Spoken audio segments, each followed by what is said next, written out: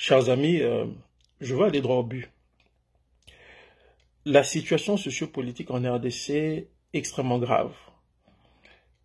Si l'on y prend garde, nous risquons d'assister à une situation de chaos généralisé à l'image de ce qui s'est produit au Rwanda en avril 1994. Certains diront que je suis alarmiste. Oui, je le suis parce que la crise actuelle, invisible à l'œil nu pour certains, prend des proportions de plus en plus inquiétantes. On a le tribalisme, on a des tensions tribales aujourd'hui qu'on ne peut plus ignorer ou faire comme si elles n'existaient pas. Moi, je suis de ceux qui n'ont pas de problème à ce que Félix Tshisekedi fasse des nominations à la présidence ou ailleurs de ses frères tribales. Je n'ai pas de problème à ce que des Balouba, nos compatriotes Louba, occupent des fonctions importantes dans le pays.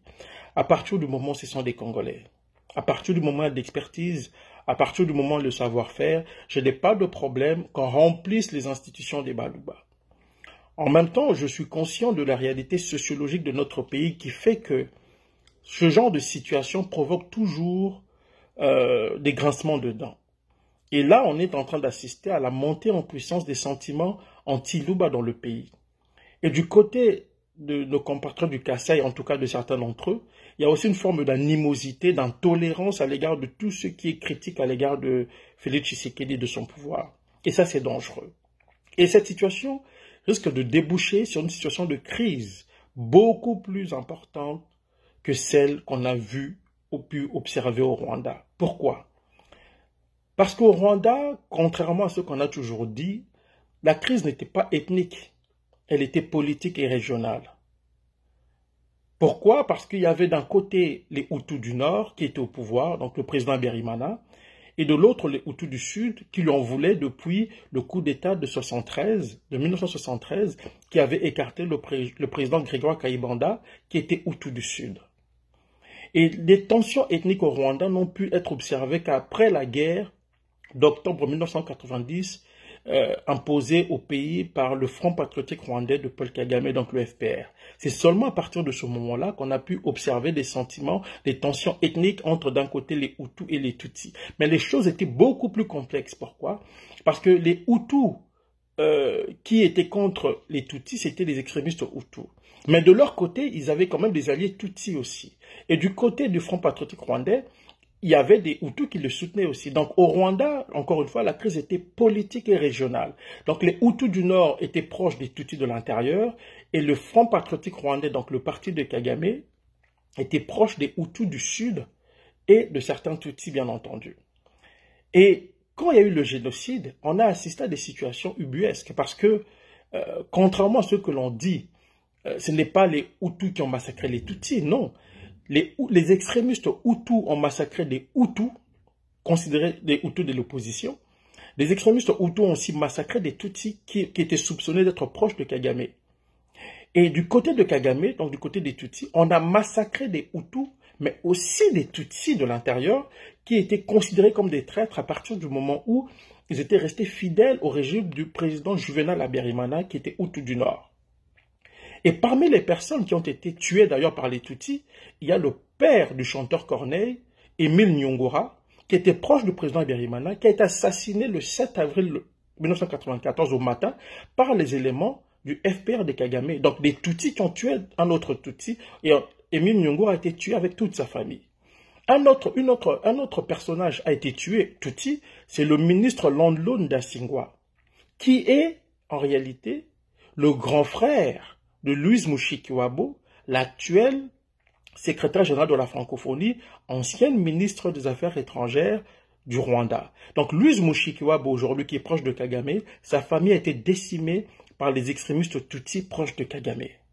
Donc quand on analyse froidement les événements au Rwanda, on se rend compte que le conflit est politique, régional, avec une dimension ethnique qui relève davantage de l'instrumentalisation. Mais en RDC, c'est différent. Pourquoi? Parce qu'on a d'un côté tous les Congolais réunis et de l'autre nos compatriotes du Kasaï qui sont soupçonnés ou suspectés d'être de connivence avec le régime. Ce qui n'est pas faux en partie. Mais il faut en même temps préciser que ce n'est pas tous les Kasaïens qui soutiennent Félix Tshisekedi. Le pouvoir de Félix Tshisekedi est aujourd'hui perçu comme un pouvoir tribal, pas comme un pouvoir congolais. Et c'est en cela que la situation est dangereuse, est extrêmement dangereuse. Et c'est en cela que la situation diffère de la situation rwandaise où la nature du conflit était politique et régionale et on a instrumentalisé le fait ethnique. En RDC, le conflit qui est latent, qui est en train de voir le jour, c'est un conflit purement tribal.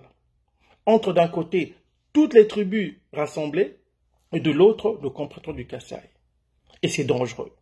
Moi, j'en appelle ici à la responsabilité et au courage de nos compatriotes du Kasaï qui ne se reconnaissent pas dans le régime de Félix Tshisekedi.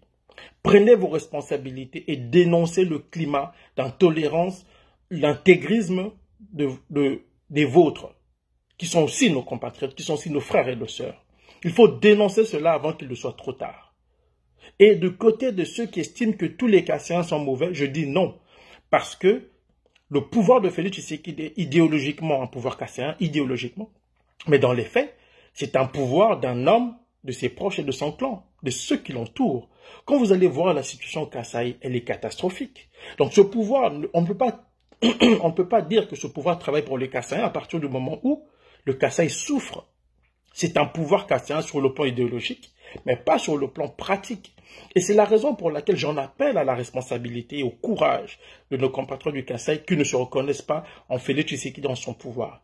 Prenez votre courage entre deux mains, dénoncez le climat délétère qui s'installe de plus en plus dans la société congolaise.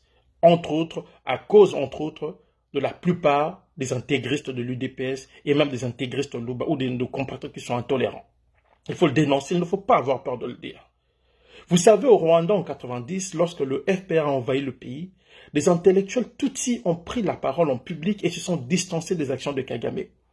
Pourquoi? Parce qu'ils avaient compris que ce pouvoir-là pouvait emmener à la division des Rwandais et causer des dommages irréversibles. Et on l'a vu avec le génocide. Et on a vu comment ce même FPR s'est attaqué aux Tutsis aussi. Donc, que nos compatriotes du Kasaï, qui sont lucides, ils sont nombreux, qui ne se reconnaissent pas dans ce pouvoir, pardon, vous devez prendre vos responsabilités. On ne peut plus être dans des faux fuyants, on ne peut plus critiquer le pouvoir de Félix Tshisekedi à bas bruit. Non, il faut prendre ses responsabilités. Il faut se distancer de ce qui se fait en votre nom. Parce que ce pouvoir et ses intégristes font des choses au nom de tous les Kassaïens et la foule ne réfléchit pas. Tous les Congolais qui observent ça se disent « mais Loubandé Bazo Salabon ». Et face à votre silence, il est normal que les gens deviennent indignés. Il est normal que les gens se disent que tous sont dans le même sac, même si cela en réalité n'est pas vrai. Nous avons des amis kassaïens avec lesquels les amitiés ont été rompues, des distances ont été créées à cause de ce pouvoir. Que ceux de Kassaïens qui s'estiment congolais d'abord avant d'être Louba prennent leurs responsabilités. Que l'intelligence kassaïenne, que les notables kassaïens prennent leurs responsabilités parce que cette situation peut déboucher sur une crise irréversible. Pire que ce qui s'est passé au Rwanda. Et je vous dis, si en 2023, Félix Tshisekedi se permet de s'imposer par la force ou par la fraude, et si les gens se sentent incapables de le déboulonner, ils vont s'attaquer aux Kassaïens dans tous les coins de la République. Et prenez au sérieux ce que je vous dis. Lisez la psychologie des foules pour comprendre comment les foules réfléchissent et réagissent à certaines situations. Le Congo nous appartient à nous tous. Le Congo appartient aux Kassaïens, aux Bangala, aux Baluba, à ceux qu'on appelle les Swahili et à tant d'autres peuples. Alors il est temps en fait, de mettre fin à cette situation. Et la seule manière de remédier au climat délétère, en tout cas de corriger le tir et de faire en sorte que ce climat délétère prenne fin, c'est de dénoncer les intégristes où qu'ils soient, à commencer par les intégristes Luba qui sont très très intolérants. Et ceux qui peuvent jouer ce rôle de manière beaucoup plus responsable, afin d'emmener les uns et les autres à la raison, ce sont nos compatriotes du Kasaï.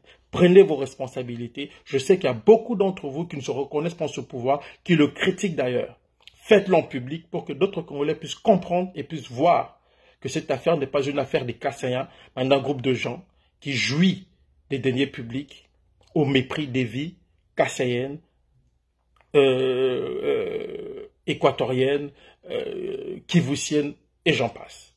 La responsabilité vous revient J'en appelle à la responsabilité de nos compatriotes du Kasaï. Notables, intelligentsia, militants de la société civile, prenez vos responsabilités. On a vu des pasteurs soutenir Félix Tshisekedi de manière très grossière. Des pasteurs promettre la mort à ceux qui vont critiquer Félix Tshisekedi, des pasteurs kassaïens.